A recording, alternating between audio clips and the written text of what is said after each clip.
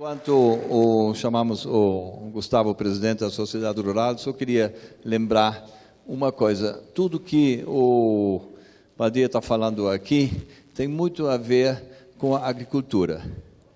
Você conhece um agricultor que decide sobre o que e como ou quando vai plantar sem fazer uma análise de solo? Conhece alguém? Já 100 anos atrás se fazia isto. Como você vai construir a sua personalidade sem fazer uma análise de solo, e você é o solo. E o Badia, no seu último livro, que vai sair agora com uma tecnologia muito sofisticada, tem uma ferramenta para fazer a análise do solo da sua personalidade. E certamente pessoas que têm sucesso como Gustavo, automaticamente ao longo da vida teve a capacidade de autoanálise, e o produto dessa análise de solo, de um solo bem trabalhado há 9 gerações, vocês vão conhecer agora um dos líderes, eu diria dos 5 ou 6 líderes do agro que nós temos no Brasil agora, que vai compartilhar um pouco a sua visão, a sua experiência. Gustavo, por favor. Obrigado, Vila. Bom dia a todos. Muito obrigado aí pelo convite do Marcelo, pelo tempo e pelo interesse de todos vocês. E só fazendo um comentário aí, tantas coisas que o Vila falou, acho que uma das coisas mais perigosas na vida é você acreditar no que falam de você, né? Então não é tudo isso, e no fundo vou fazer uma conversa bastante simples, sem grandes pretensões aqui, um pouco do trabalho que eu venho desenvolvendo à frente da Sociedade Rural Brasileira, que é uma entidade, vamos dizer, do agro, que foi fundada em 1919, então num Brasil muito diferente do Brasil que a gente vive hoje. Nós temos as nossas frustrações com o Brasil, e as frustrações, no fundo, nos traz conhecimento, e esse conhecimento nos dá energia para fazer aquilo que a gente acredita que precisa ser feito para mudar. Só fazendo uma pequena referência à Olimpíada, né? Acho que a abertura realmente foi muito feliz, muito bem feita, mas, além da abertura, ou seja, de toda a parte gráfica, toda a parte vamos dizer, construída ali, uma análise rápida da entrada dos atletas, a gente percebe que o Brasil é muito maior do que muitos dos países que estão ali representados. Ou seja, a gente viu inúmeros países até próximo do Brasil, até próximo de cada um de nós, com 4, 5, 6 atletas. E por mais que a gente não tenha o melhor quadro de medalhas, vamos dizer, nós temos um grupo de atletas de elite bastante relevante quando a gente se compara com o mundo. E eu acho que não dá para, em qualquer coisa que a gente faça, se a gente fizer uma analogia ao esporte, não tem jogo sem placar. Não dá para ficar, vamos dizer, ou você está à frente, está conseguindo ganhar, ou então nós estamos ficando para trás. Se nós olharmos o Brasil de 1919 e com o Brasil de 2019, que rapidamente serão aí o centenário da sociedade rural, o Brasil mudou muito. A gente saiu nem de uma grande fazenda, de uma pequena fazenda, para uma poderosa máquina de produção de riqueza através do agro, não diria nem produção de alimentos. Então, o que nós estamos discutindo aqui hoje é como fazer melhor, como transferir todo esse ativo que nós recebemos, né? Alguns já receberam alguns anos atrás e outros virão receber para frente, mas como receber e trabalhar em cima desse ativo para que ele fique ainda mais poderoso, porque, de fato, as tecnologias mudam, a tecnologia científica, a tecnologia de gestão, as demandas dos consumidores mudam, e uma das coisas mais importantes que eu vejo na maneira de trabalhar a terra hoje é que nós precisamos ter consciência de que nós não mais poderemos, em momento algum, vender o que a gente produz. Nós precisamos produzir o que o mercado consumidor quer comprar, porque senão nós vamos acabar com estoques elevados, porque não houve demanda, nós vamos ter que vender a preços baixos, porque o produto não atende ao consumidor. Então, esse império do consumidor, ele cada vez mais vai ser presente, e o Brasil tem que estar atento, porque esse é o placar que nós vamos ter que observar para ver se nós estamos avançando ou se nós estamos ficando para trás. E aí entra muita tecnologia para a gente.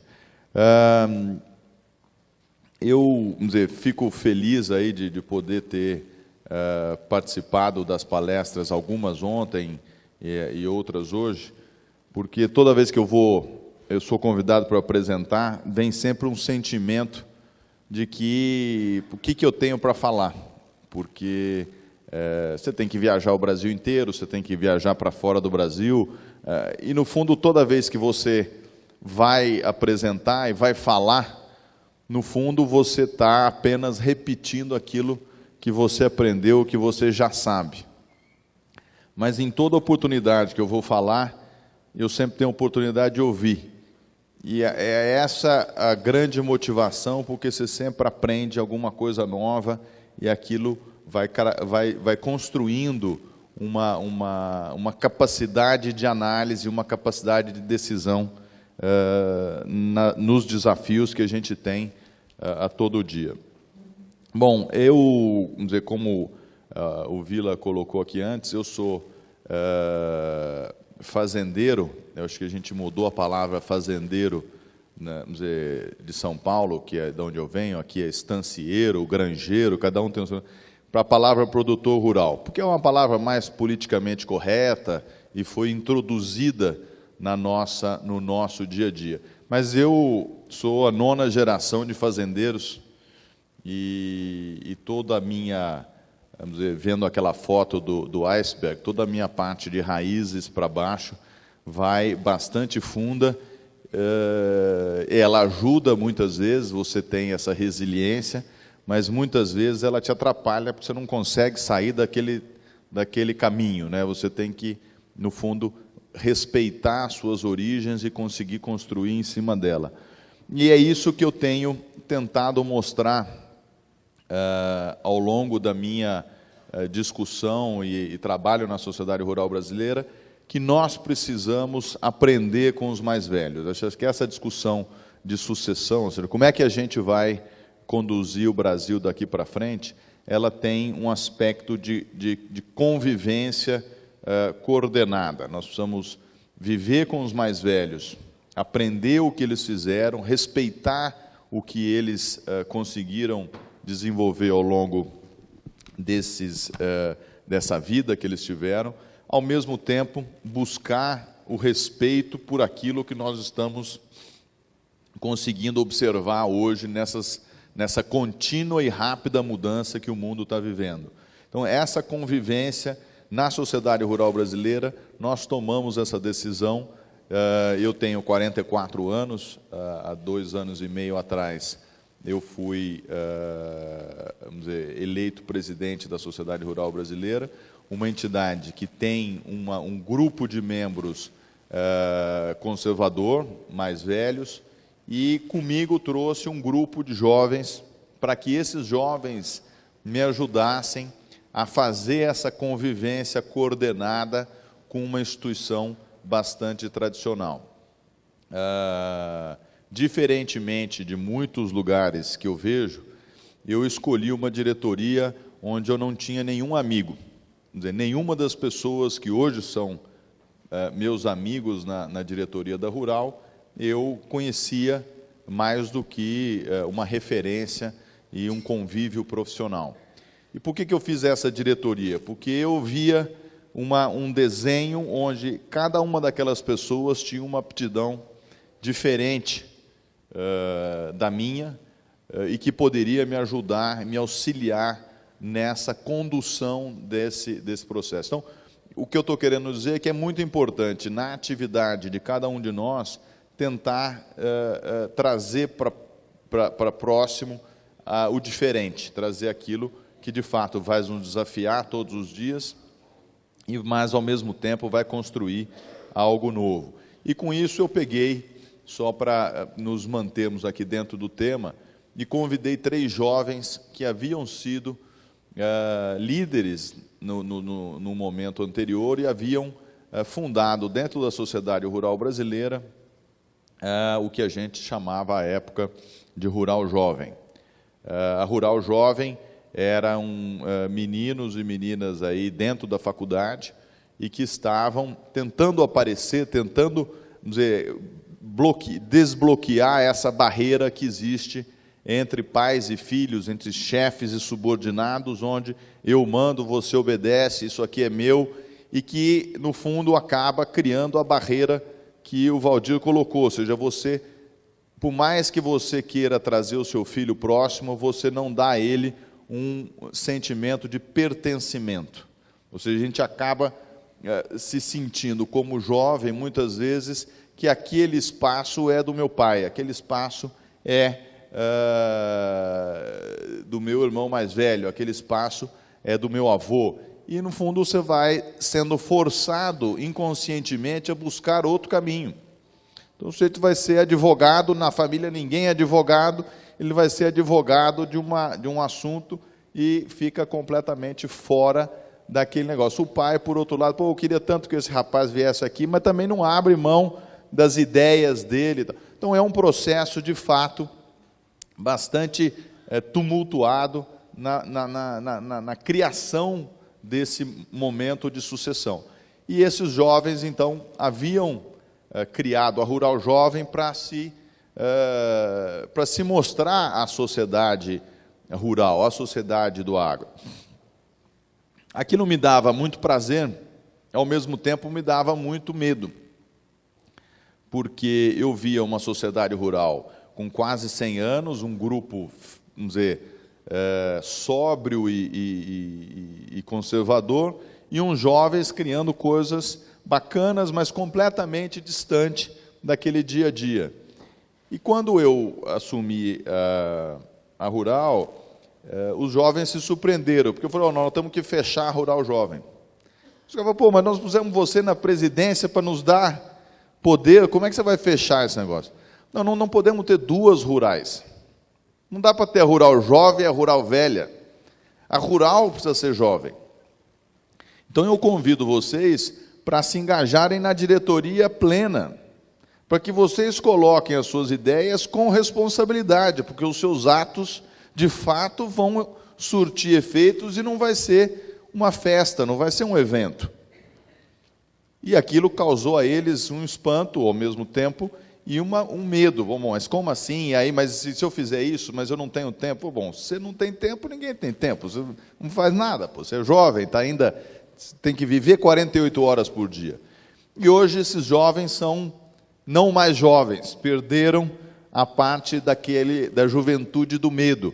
E são pessoas que são eleitores, atuam, têm responsabilidade e têm que entregar todo dia o que eles se comprometeram no dia anterior. E isso faz com que a gente consiga ter essa convivência e rapidamente incorporar o Pokémon GO dentro de uma sociedade de 100 anos, porque ele está vivendo aquilo e ele traz aquilo para dentro de um ambiente e tanto os velhos quanto os jovens conseguem aprender com essa nova tecnologia. Então, acho que essa talvez seria, vamos dizer, um exemplo de como nos desafiar para trazer para dentro das nossas organizações, por menor que ela seja, abrir a porta para que você traga o contraditório, você traga, vamos dizer, mais um problema, vamos colocar entre aspas, para dentro do nosso dia a dia, porque é muito cômodo,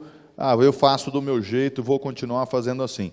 Só que no momento que os mais velhos não tiverem aí, morrerem, porque todo mundo vai morrer, haverá uma transformação sem o líder, porque o que sobrar vai assumir e vai fazer do jeito dele, porque não teve o tempo de aprender com os mais velhos. Então, Acho que essa é uma questão importante que eu faria um paralelo ao Brasil.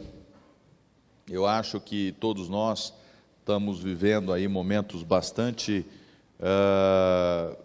complexos no Brasil. O Brasil está num momento muito desafiador e muitas vezes eu vejo as reclamações, eu vejo as indignações e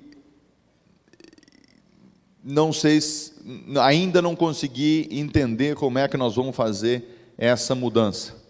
Pensando na questão da sucessão, nós não conseguimos fazer com que os jovens atuassem na vida pública com responsabilidade.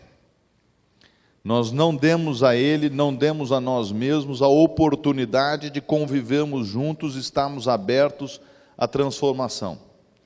Nossos políticos estão ficando velhos e estão ficando desconectados da sociedade. Então, muitas vezes eu olho para a sociedade que nós temos no Brasil hoje e me sinto um estrangeiro na minha própria comunidade. Porque não queremos um Brasil diferente, mas não queremos um Brasil que a gente muda ele no interruptor, ou seja, apaga e acende a luz, e de repente vai ter um Brasil que está na nossa imaginação. Isso não vai acontecer. A população são 200 milhões de pessoas, todos têm opinião, todos têm uma experiência de vida diferente, e a construção do Brasil se dá no dia a dia, se dá na comunidade, se dá na cidade, se dá na escola, e nós olhamos os nossos vereadores nas cidades pequenas que nós moramos, achamos que tem um bando de idiota, e nós que nos encontramos, nos achamos capazes para conduzir aquilo de uma maneira diferente, ficamos em casa apenas indignados e não participamos daquilo, não colocamos a mão na lama, com várias exceções, obviamente, eu estou simplificando. Então, essa questão de pertencimento que eu disse, nós precisamos repensar isso. Eu acho que o agro tem um modelo operacional, tem uma experiência, mostrou que é capaz de se fazer do Chuí ao Oiapoque uma agricultura, uma pecuária muito, vamos dizer, diferente, mas ao mesmo tempo seguindo as mesmas regras e que a gente consegue resultados em todos os lugares do Brasil. Ou seja, nós temos um modelo de civilização. O agro brasileiro é a maior classe média que existe no Brasil. Porque classe média não é aquilo que tentaram nos vender há poucos governos atrás, que é um conjunto de pessoas com a mesma renda. Isso não é classe média.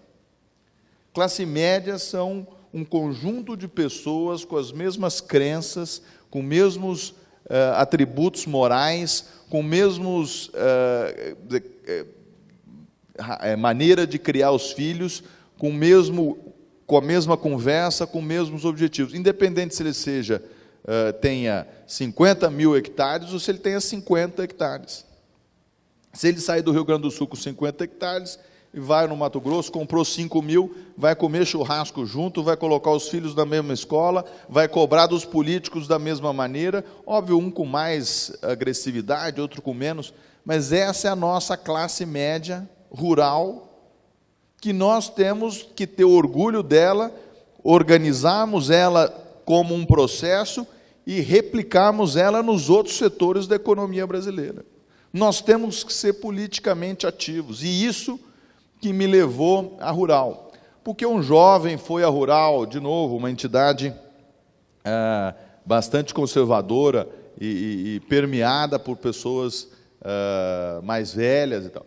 Porque eu entendi ali que existia uma plataforma para que eu pudesse estar aqui hoje, ser ouvido, ser criticado e gostarem do meu discurso.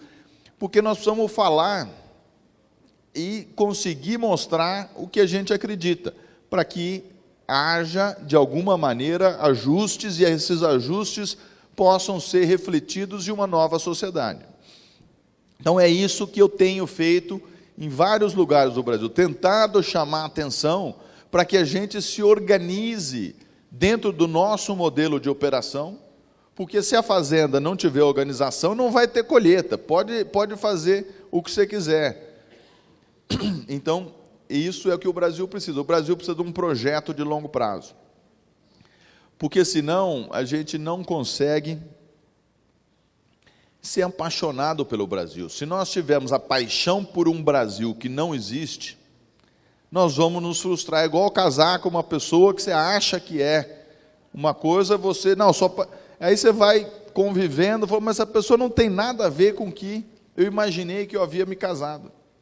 Então nós vamos conhecer o Brasil, nós conhecemos o nosso Brasil, e nós precisamos fazer com que esse Brasil seja, de fato, sair da porteira e ir para outros elementos da sociedade, que é onde a gente vive, que é onde a gente está no dia a dia. Nós temos pessoas muito competentes, nós temos ilhas de sucesso e prosperidade, mas elas não estão organizadamente conectadas. E é esse trabalho que eu tenho tentado fazer através da sociedade rural brasileira, levar essa mensagem. Os nossos políticos têm alguns expoentes, mas tem uma série de pessoas que estão em cargos públicos que não têm a menor ideia da função dela. E a função é conectar a sociedade dentro de um projeto maior, porque nós só vamos conseguir ter sucesso no projeto se nós formos apaixonados por ele.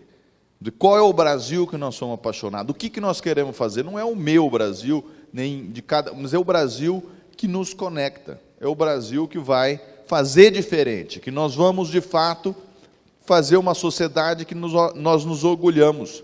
Hoje a gente olha para o Brasil e fala, mas será que é esse país que eu quero? Então, a capacidade, falando um pouco de liderança, né? O que é líder? Quem é o líder? Na minha opinião, o líder é aquele membro da equipe que é descartável. Por que ele é descartável? Porque a equipe funciona sem ele. A equipe funciona perfeitamente sem ele. Mas por que ele é um líder? Porque a equipe funciona melhor com ele. Porque ele motiva as pessoas, porque ele orienta as pessoas para que as pessoas possam fazer melhor aquilo que elas fazem, em prol de um bem maior. Ou seja, nós não podemos confundir liderança com a minha capacidade de fazer com que as pessoas façam o que eu quero que elas façam. Não, a minha capacidade de líder é orientar as pessoas para que elas tenham a capacidade de fazer o que é o melhor para a maioria. Então, essa que é o trabalho dessa liderança cívica, de trazer todos juntos dentro do mesmo modelo. E dentro desse trabalho, os jovens realmente são muito importantes. Eu acho que a gente não pode tratar o jovem como não, fica aí, na hora que você crescer, você dá opinião. A hora que você estiver pronto, eu vou te chamar. Ele nasceu pronto, dentro das suas limitações, dentro das suas dificuldades. Ele tem que estar no dia a dia, não vai ser ele que vai tomar todas as decisões, mas também não pode ser o mais velho só porque é mais velho. Ou seja, é um trabalho cansativo e ele precisa acontecer. E essa é a liderança de trazer, e em algum momento ele vai respeitar esse processo de transição e vai, passar a ser talvez o líder mais ativo, com os mais velhos sendo o líder de aconselhamento. Então, dentro desse processo, eu tenho várias frustrações. Eu acho que um ponto que eu deixaria aqui para reflexão é que muitas vezes eu vejo o interesse das pessoas em serem líderes para ser um popstar. Você ou a pessoa que você mais convidada, vou sair na revista, vou sair aqui,